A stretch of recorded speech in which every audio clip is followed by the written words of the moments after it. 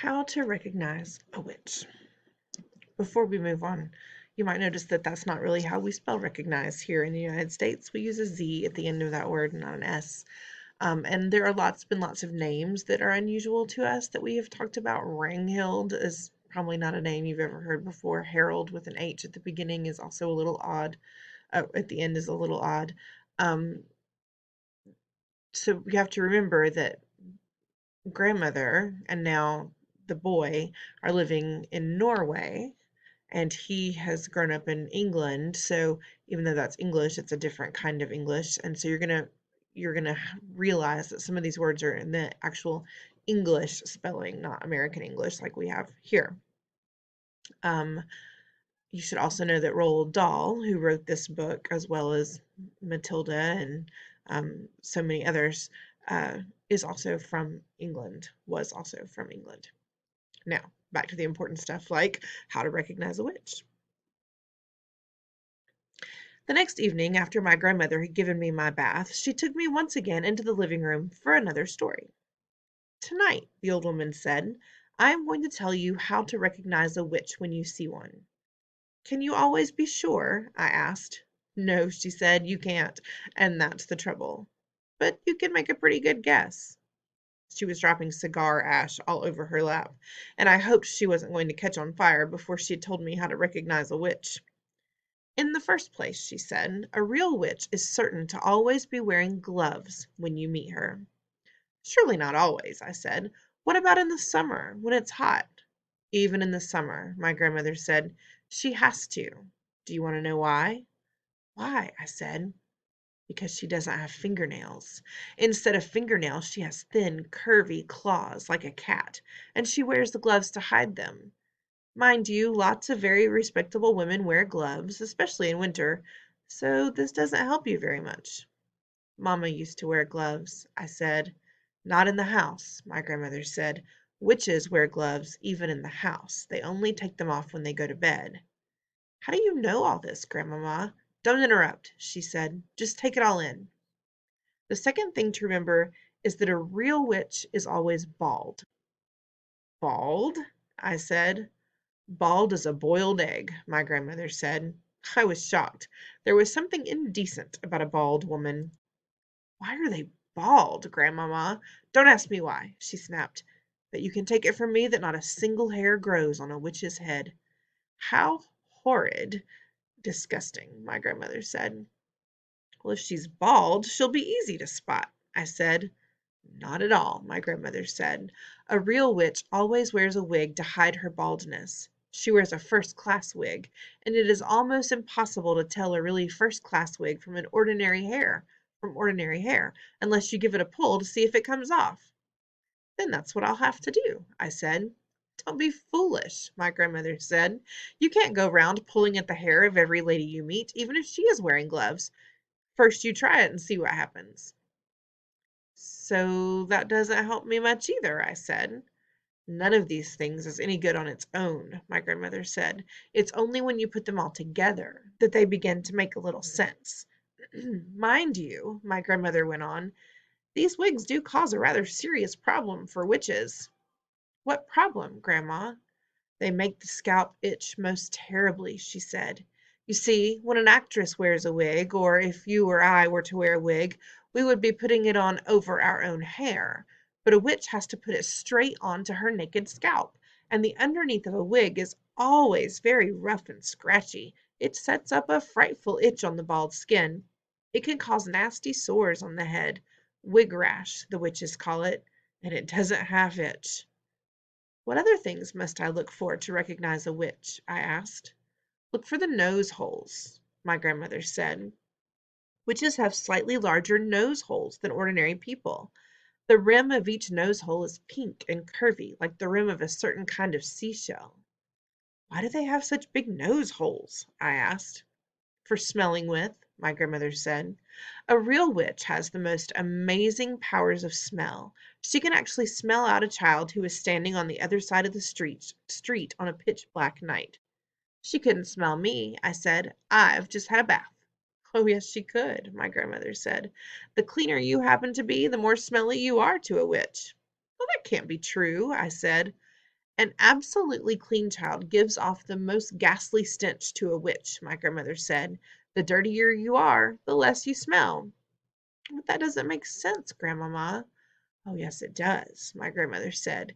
It isn't the dirt that the witch is smelling, it's you. The smell that drives a witch mad actually comes right out of your own skin. It comes oozing out of your skin in waves, and these waves, stink waves, the witches call them, go floating through the air and hit the witch right smack in her nostrils. They send her reeling. Now wait a minute, Grandmama. Don't interrupt, she said. The point is this. When you haven't washed for a week and your skin is all covered over with dirt, then quite obviously the stink waves cannot come oozing out nearly so strongly. I shall never have a bath again, I said. Just don't have one too often, my grandmother said. Once a month is quite enough for a sensible child. Be more sensible than that, okay? It was at moments like these that I loved my grandmother more than ever. Grandmama, I said, if it's a dark night, how can a witch smell the difference between a child and a grown-up? Because grown-ups don't give out stink waves, she said. Only children do that.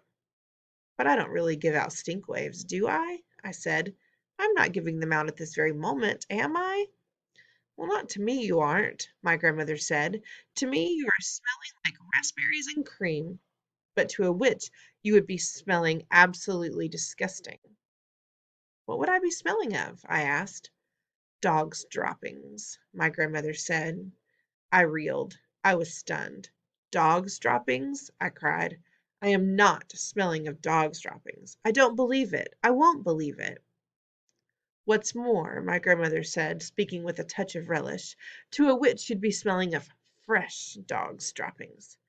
That is simply not true, I cried. I know I am not smelling of dog's droppings, stale or fresh. Well, there's no point in arguing about it, my grandmother said. It's a fact of life. I was outraged. I simply couldn't bring myself to believe what my grandmother was telling me. So if you see a woman holding her nose as she passes you in the street, she went on, that woman could easily be a witch. I decided to change the subject. Tell me what else to look for in a witch, I said. The eyes, my grandmother said. Look carefully at the eyes, because the eyes of a real witch are different from yours and mine.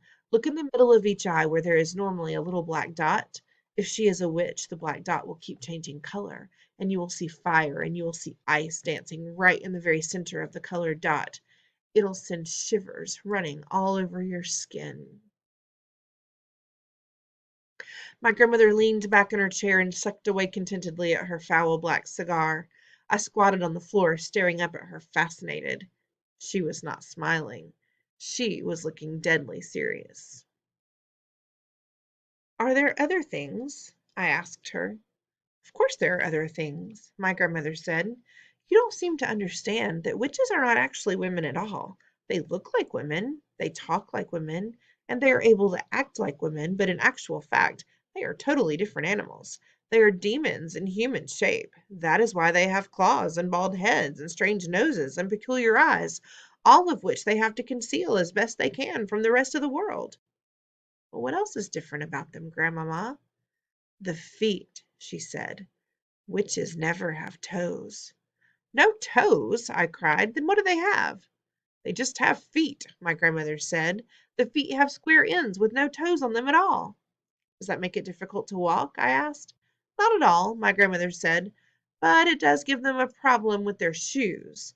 All ladies like to wear small, rather pointed shoes. But a witch, whose feet are very wide and square at the ends, has the most awful job squeezing her feet into those neat little pointed shoes.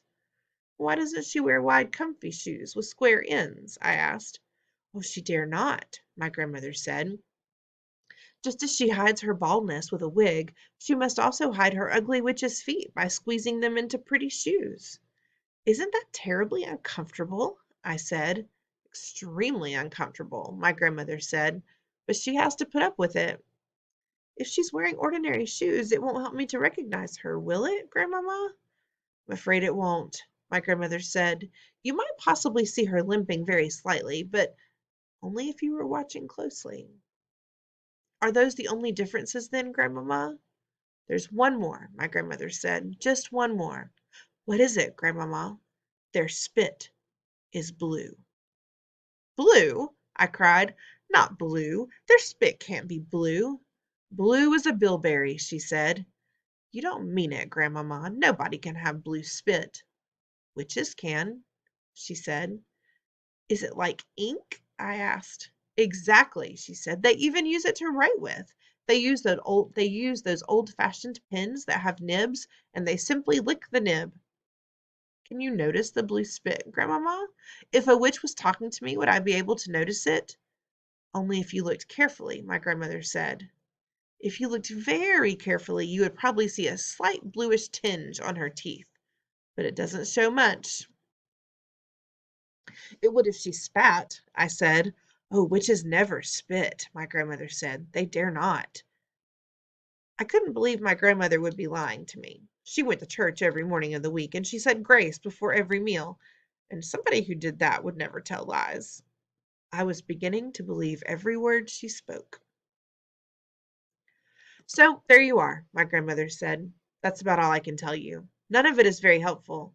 You can still never be absolutely sure whether a woman is a witch or not just by looking at her. But if she is wearing the gloves, if she has the large nose holes, the strange eyes, and the hair that looks as though it might be a wig, and if she has a bluish tinge on her teeth, if she has all of these things, then you run like mad. "Grandmamma," I said, "when you were a little girl, did you ever meet a witch?" "Once," my grandmother said. "Only once." "What happened?" "I'm not going to tell you," she said. "It would frighten you out of your skin and give you bad dreams." "Please tell me," I begged.